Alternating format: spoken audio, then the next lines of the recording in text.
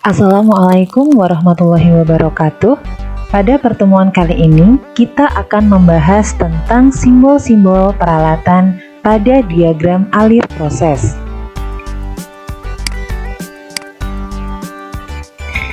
Simbol-simbol yang terdapat pada diagram alir proses atau proses flow diagram ini akan menunjukkan proses-proses yang terjadi di dalamnya. Biasanya akan diikuti dengan keterangan aliran massa, kondisi proses yang meliputi suhu, kemudian tekanan, dan aliran panas atau energi dalam proses industri kimia.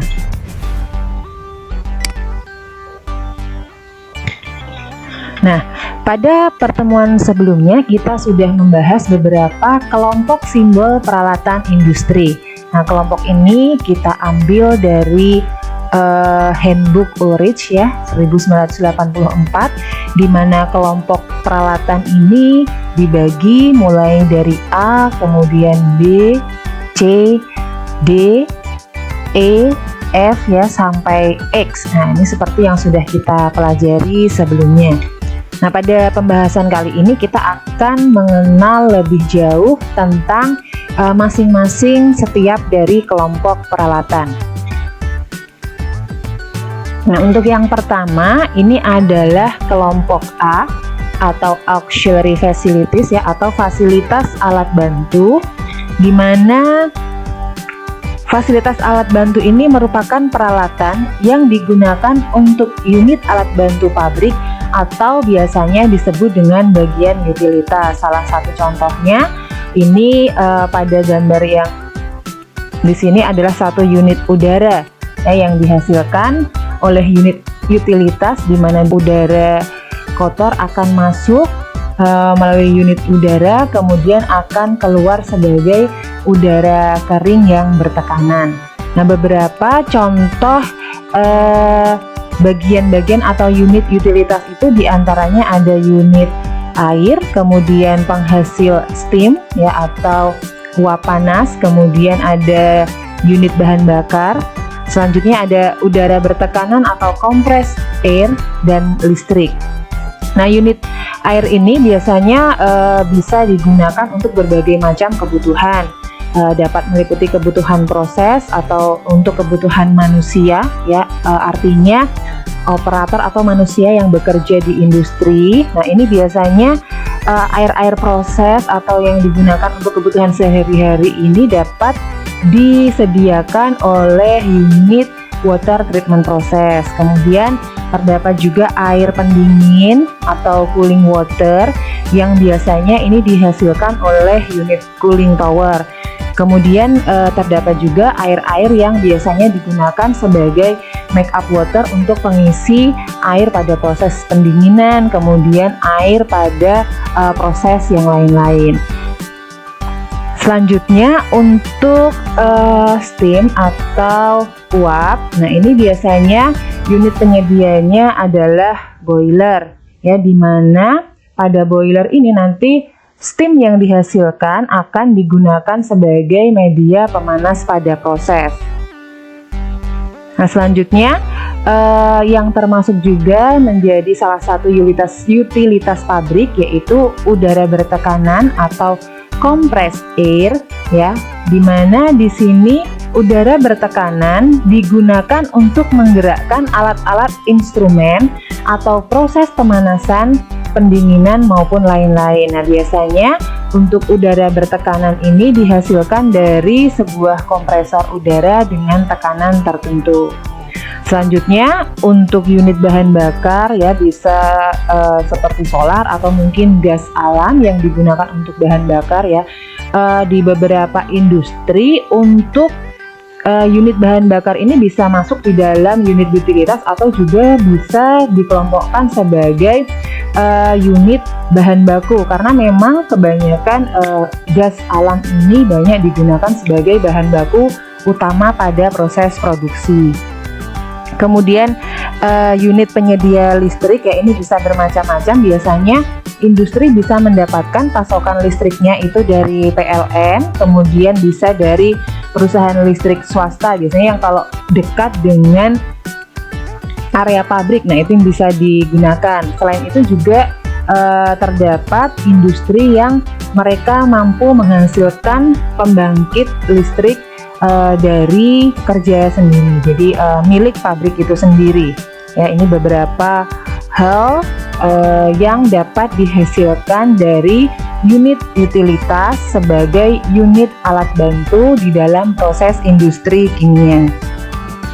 Nah, ini beberapa gambaran atau gambar ya. Yang pertama, ini sebuah cooling tower di industri. Kemudian di sini adalah simbol yang digunakan, di mana cooling tower ini biasanya digunakan untuk menurunkan suhu aliran air ya, dengan cara mengontakkan air yang dikontakkan dengan udara, kemudian menguapkan sebagian dari air tersebut. Nah, tadi sudah disampaikan bahwa biasanya cooling tower ini akan menghasilkan cooling water ya, yang banyak digunakan untuk proses pendinginan di dalam proses industri. Nah, kemudian ada juga tadi unit boiler untuk menghasilkan uap air di dalam tungku pemanasan ya, di mana nanti steam atau uap yang dihasilkan bisa digunakan untuk pemanasan atau tenaga gerak. Ini adalah contoh simbol peralatannya suatu boiler. Selanjutnya di sini ada water treatment plant atau unit untuk instalasi atau unit pengolahan air, di mana di sini unit ini akan berupaya untuk meningkatkan kualitas air sehingga sesuai untuk kebutuhan, baik itu di dalam proses maupun untuk kebutuhan sehari-hari. Nah, untuk simbolnya ini bisa dilihat seperti ini ya, untuk simbol water treatment system. Ini beberapa simbol dari fasilitas alat bantu yang lain seperti yang sudah kita pelajari pada pertemuan sebelumnya. Nah, selanjutnya kita masuk pada kelompok peralatan B, yaitu peralatan pengontak gas padat atau gas solid contacting equipment. Di mana di sini untuk peralatan pengontak gas padat ini akan melakukan operasi bahan padat dan gas. Contohnya ini biasa pada proses pengeringan, misalnya proses pengeringan biji-bijian dengan menggunakan media pengeringnya itu berupa udara pemanas yang kering. Jadi di sini bisa kita lihat bersama ada sebuah gambar tunnel dryer ya, dryer yang digunakan sebagai mesin pengering ya, di mana di sini biji-bijian yang basah akan masuk, dikeringkan ya menggunakan media pengering sehingga akan keluar menjadi biji-bijian yang sudah kering. Nah, proses yang terjadi ini adalah atau disebut dengan proses drying, di mana merupakan salah satu proses pengambilan sejumlah cairan yang terkandung di dalam suatu bahan padatan ya, menggunakan medianya tadi berupa gas atau udara panas ya yang dilewatkan melalui bahan tersebut, sehingga nanti kandungan cairan atau airnya menjadi berkurang karena menguap. Ini proses yang terjadi ya, prosesnya drying, tadi alatnya adalah dryer. Ini beberapa contoh dari dryer yang banyak digunakan di industri. Ada tunnel dryer ya, ini kita bisa lihat simbolnya. Kemudian rotary dryer ya. Selanjutnya ada drum dryer. Jadi masih banyak sekali jenis-jenis dryer yang digunakan di industri. Nah, ini beberapa contoh saja. Kemudian untuk proses kontak antara zat padat dengan gas yang lain, ini adalah penguraian kalsium karbonat atau batu kapur menjadi kalsium oksida atau kapur dan karbon dioksida. Biasanya ini pada proses pembuatan semen yang prosesnya disebut dengan proses kalsinasi, yaitu merupakan pemanasan bahan padatan hingga suhu yang sangat tinggi di udara atau di sini menggunakan oksigen, dan umumnya ini bertujuan untuk menghilangkan kotoran atau zat yang mudah menguap. Nah, alat yang digunakan ini masih masuk dalam kelompok peralatan yang B, yaitu pengontak antara gas dan padatan ya. Jadi tadi bahan padatannya berupa batu kapur dikontakkan dengan gas. Nah, di sini peralatan yang digunakan adalah kalsiner ya, kalsiner atau berupa kiln. Nah, jadi kalsiner, kiln, kemudian dryer ini merupakan beberapa contoh peralatan yang masuk dalam kelompok B.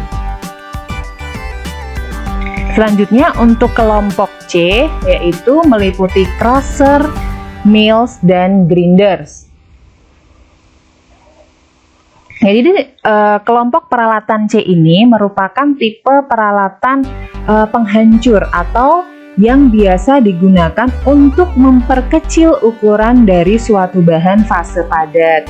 Jadi pada contoh gambar yang di sini ini adalah suatu mesin ya penghancur, hammer mill, di mana di sini bahan padatan yang masuk, kemudian dia akan dikecilkan ukurannya ya, dihancurkan di sini dalam mesin hammer mill ini, sehingga keluarannya akan menjadi bahan padat yang berbentuk remukan. Artinya ukurannya menjadi lebih kecil dari bahan yang sebelumnya. Nah, untuk proses yang terjadi ini disebut dengan proses size reduction, di mana size reduction sendiri merupakan salah satu operasi yang digunakan untuk memperkecil ukuran dari satu padatan ya, yang bentuknya awalnya kasar menjadi ukuran yang lebih kecil atau halus dengan cara baik dapat memecah dengan cara memecah, kemudian memotong, maupun bisa dilakukan dengan menggiling bahan tersebut sampai didapatkan ukuran yang diinginkan, yang biasanya ukurannya lebih kecil ya, untuk mendapatkan hasil pencampuran yang merata dan menghindari ya segregasi partikel-partikel bahan. Selain size reduction, biasanya juga dikenal dengan nama proses grinding. Nah, beberapa alat yang digunakan antara lain ini ada jaw crusher yang pertama ya, simbolnya di sini untuk jaw crusher. Jadi ini alat pemecah palu ya, jadi jaw. Jadi di sini akan memecah bahan-bahan yang tadinya berukuran besar menjadi lebih kecil. Kemudian ada hammer mill tadi ya, seperti yang sudah kita bahas sebelumnya. Kemudian di sini juga beberapa alat yang sering digunakan yaitu grinder. Contohnya biasanya untuk alat pemecah kopi. Jadi pada saat akan menghasilkan kopi bubuk, nah ini biasanya digunakan alat grinder. Jadi biji kopi ini dimasukkan di dalam grinder, kemudian di dalam grinder nanti akan dikecilkan ukurannya sehingga nanti keluarannya berupa kopi bubuk yang lebih halus. Demikian ya beberapa kelompok peralatan yang kita bahas pada diskusi dan pembahasan bagian pertama ini. Untuk kelompok yang selanjutnya kita akan lanjutkan pada pertemuan selanjutnya. Sekian, wassalamualaikum warahmatullahi wabarakatuh.